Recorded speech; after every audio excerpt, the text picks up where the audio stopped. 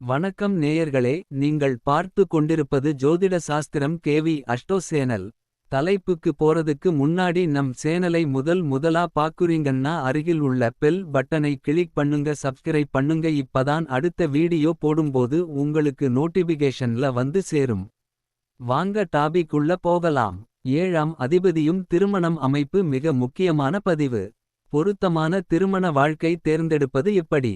அப்படி அந்த ஏழாம் இடத்தில் என்னதான் இருக்கிறது என்றால், உங்களுடைய கூட்டாளிகள், உங்களுக்கும் சமுதாயத்திற்கும் உண்டான தொடர்புகள், உங்களுடைய நண்பர்கள் மற்றும் உங்களுடைய களத்திரம், அதாவது வாழ்க்கை துணை. இப்படி பல்வேறு அமைப்புகள் உண்டு.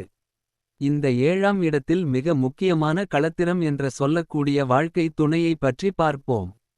ஜோதிட ரீதியாக ஏழாம் பாவத்தை ஆண்களுக்காக இருந்தாலும் சரி, பெண்களுக்காக இருந்தாலும் சரி, அதை களத்திர பாவம் என்று கூறுவார்கள் ஜோதிடர்கள். இப்படிப்பட்ட இந்த ஏழாம் இடம் சுட்டிக்காட்டக்கூடிய அமைப்பு. தனக்கு வரக்கூடிய வாழ்க்கை துணை எப்படி அமையும்? இந்த காலகட்டத்தில் திருமணம் அமையும் வாழ்க்கை துணை நம்மளை புரிந்து கொள்வார்களா? நமக்கு மிகவும் பொருத்தமான வாழ்க்கை துணை அமையுமா? திருமண பந்தத்தின் மூலம் ஒருவருக்கு பொருளாதார வளர்ச்சி, முன்னேற்றம், சொத்து சுகம், வாழ்க்கையை புரட்டி போகும் அமைப்புக்கு அபார வளர்ச்சி, இது போன்ற செயல்களை குறிப்பதே இந்த ஏழாம் இடமான களத்திர பாவம் தான். இப்படிப்பட்ட உங்களுடைய வாழ்க்கையை சீர்தூக்கி முன்னேற்ற பாதையை நோக்கி பயணம் செய்யக்கூடிய வாழ்க்கை துணையை முறையாக தேர்ந்தெடுக்கிறீர்களா என்றால் இல்லை. இதன் விளைவு பொருத்தமான ஜாதகத்தை தேர்ந்தெடுக்காமல் இருப்பதால் தான் பல்வேறு குளறுபடிகளில் பிரிவு, மனம் முறிவு, இரு குடும்பத்திற்கும் பிரச்சனைகள். திருமணம் நடந்த சில வருடங்களிலோ சில மாதங்களிலோ எதிர்பாலினர் இவரை புரிந்து கொள்ளாமல் திருமணம் என்று சொல்லக்கூடிய மகிழ்ச்சியான தருணம் சில காலங்களே சங்கடங்கள் கொண்டன அமைப்பையும் தற்போது காலங்கள் அதிகமாக காணப்படுகிறது. சில ஜாதகங்களில் அசுப அமைப்பு அதிகமாக இருக்கும் போது பிரச்சனைகளும் சங்கடங்களும் மேலோங்கும். இதனால் மனம் சில நேரங்களில் தவறான முடிவுகள் எடுக்க கூட அந்த ஜாதகரை தூண்டும் அமைப்பாக சில தருணங்களில் ஏற்படுகிறது. இது எங்கே தொடங்குகிறது என்றால், ஜாதகத்தில் கட்ட பொருத்தத்தை மிகவும் கவனமாக அலசி ஆராயாமல் இருப்பதால்தான் இது ஏற்படுகிறது.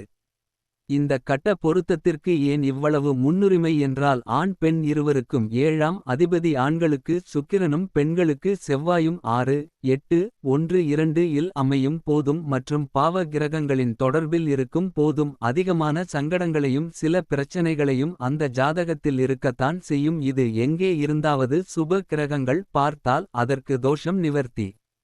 அந்த நிவர்த்தியை தான் கட்ட பொருத்தத்தின் மூலம் மிகச் சரியாக ஆராய்ந்து அதற்கு உண்டான ஜாதகத்தை இணைக்கும் போது தான் பொருத்தமான ஜாதகம் அமையும். இதன் மூலம் பிரச்சனைகள் நிகழ்ந்தாலும் அவர்களுக்கு உண்டான பிரிவு என்பது நடக்காது. இதற்கு ஒரு உதாரணம் பார்க்கலாம்.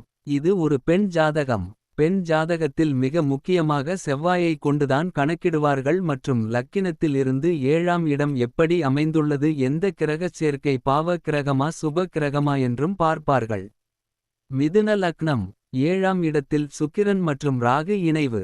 சில பேர் கூறுவார்கள் ஏழாம் இடத்தில் சுப கிரகம் தான் உள்ளது, ஆதலால் திருமணத்தில் பிரச்சனை இல்லை என்று கூறுவார்கள். ஏழாம் இடத்தில் சுக்கிரன் இருப்பது களத்திர தோஷம் மற்றும் ராகு அவரிடம் இணையும்போது களத்திர தோஷத்தின் அமைப்பு அதிகம்.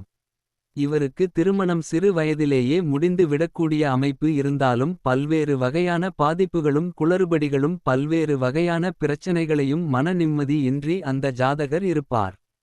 ஏனெனில் ஏழாம் இடத்தில் அமர்ந்த சுக்கிரனை எந்த சுப கிரகம் மற்றும் எந்த பாவ கிரகம் பார்க்கிறது என்று பார்க்க வேண்டும்.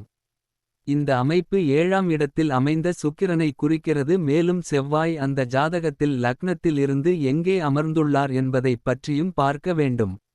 செவ்வாய் மிதுன லக்னத்தில் இருந்து 4ஆம் இடம் என்று சொல்லக்கூடிய கன்னியில் உள்ளார் என்றால் இவருடன் சனி இணைந்துள்ளார் என்று எடுத்து கொண்டால் சனி இவருடைய லக்கினத்திற்கு 8 மற்றும் 9ஆம் ஆதிபத்தியம் பெறுகிறார். இதையும் கணக்கில் எடுத்து கொள்ள வேண்டும். இவருக்கு அமையக்கூடிய வாழ்க்கை துணையை கட்ட பொருத்தம் பார்க்காமல் நீங்கள் திருமண வாழ்க்கையை அவர்களுக்கு அமைத்தால் வருங்காலத்தில் பிரிவை நோக்கிய பயணம் செய்யும். இங்கு நீங்கள் தெரிந்து கொள்ள வேண்டியது என்னவென்றால், மிதுன லக்னத்திற்கு சனி பகவான் 8 மற்றும் 9க்கு உண்டான அதிபதி அவர் செவ்வாயுடன் இணைந்துள்ளார் எனில் திருமண காலத்தை சற்று தள்ளி போடுதல் மற்றும் மிக பொருத்தமான ஜாதகத்தை இணைத்தல் மிக நன்று. 8ஆம் இடம் குறிப்பது அசிங்கம், அவமானம், பிரச்சனைகள், முன்னேற்றம் இன்மை. 9ஆம் இடம் குறிப்பது பாக்கியம், சந்தோஷம், மகிழ்ச்சி, அபார வளர்ச்சி. ஆதலால் திருமண வாழ்க்கையில் நீங்கள் எவ்வளவு பெரிய அந்தஸ்தில் இருந்தாலும் உங்களுடைய பிள்ளைகளுக்கு திருமண வாழ்க்கை எந்த அமைப்பில் உள்ளது என்பதை அறிந்து அதற்கேற்ற இணையை இணைப்பதன் மூலம் நல்ல அமைப்பான பலன்களும் மன நிறைவான அமைப்பும் மற்றும் இந்த திருமணம் நீண்ட காலத்திற்கும் மனநிம்மதியுடன் பயணம் செய்யும். ஏனெனில் அந்த பெண்ணிற்கு வாழ்க்கை துணை எப்படி உள்ளது பாதிக்கப்பட்டுள்ளது இதை நீங்கள் முக்கியமாக தெரிந்து கொள்ள வேண்டும்.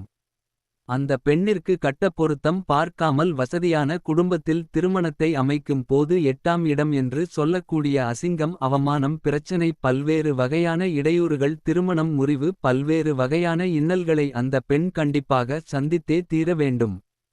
செவ்வாயும் பாதிக்கப்பட்டு 7ஆம் இடமும் பாதிக்கப்பட்டு இருந்தால் அவர்களுக்கு திருமணத்தால் அவமானம் வாழ்க்கை துணையின் மூலம் மிகப்பெரிய அசிங்கம் விருப்பம் இல்லாத திருமண வாழ்க்கை பொருளாதாரத்தில் மிகப்பெரிய பின்னடைவு இதுபோன்ற தருணங்கள் அவர்களுக்கு நிகழும் வருங்காலத்தில். உங்களுடைய ஜாதகத்தில் 7ஆம் இடம் கெட்டுவிட்டால் அதற்கு இணையான சற்று நார்மலான குடும்பத்தில் திருமணத்தை அமைத்து கொண்டால் பல்வேறு வகையான இடர்களிலிருந்து நீங்கள் விடுபடலாம். உங்களுடைய ஜாதகத்தில் லக்னத்தில் இருந்து 7ஆம் இடமும் ஆண்களாக இருந்தால் சுக்கிரனும் பெண்ணாக இருந்தால் செவ்வாயும் எப்படிப்பட்ட அமைப்பில் இருக்கிறார்கள் என்பதைப் பொறுத்து உங்களுடைய திருமண பந்தமும் வாழ்க்கை துணையும் உங்களுக்கு அமையும் என்பதை மறவாதீர்கள். உங்களுக்கு வருங்காலத்தில் அசிங்கம் அவமானம் மன உளைச்சல் வரும் என்று தெரிந்தும் மிகப்பெரிய வசதி வாய்ப்பு கொண்ட வரனை பார்ப்பதைக் காட்டிலும் அந்த பெண் ஜாதகத்திற்கு ஏற்ற வசதி வாய்ப்புகள் குறைந்த இடத்தில் நீங்கள் திருமணத்தை அமைத்து கொள்ளும் போது மனநிறைவும் மகிழ்ச்சியும் உங்களுக்கு கிடைக்கும். இதுவே காலச்சிறந்தது. இதுபோன்ற ஜோதிட தகவலை பெற எங்களுடைய சேனலை சப்ஸ்கிரைப் பண்ணுங்க. அருகில் உள்ள பெல் பட்டனை கிளிக் பண்ணுங்க மற்றும் உங்களுடைய கருத்துக்களை தெரிவியுங்கள்.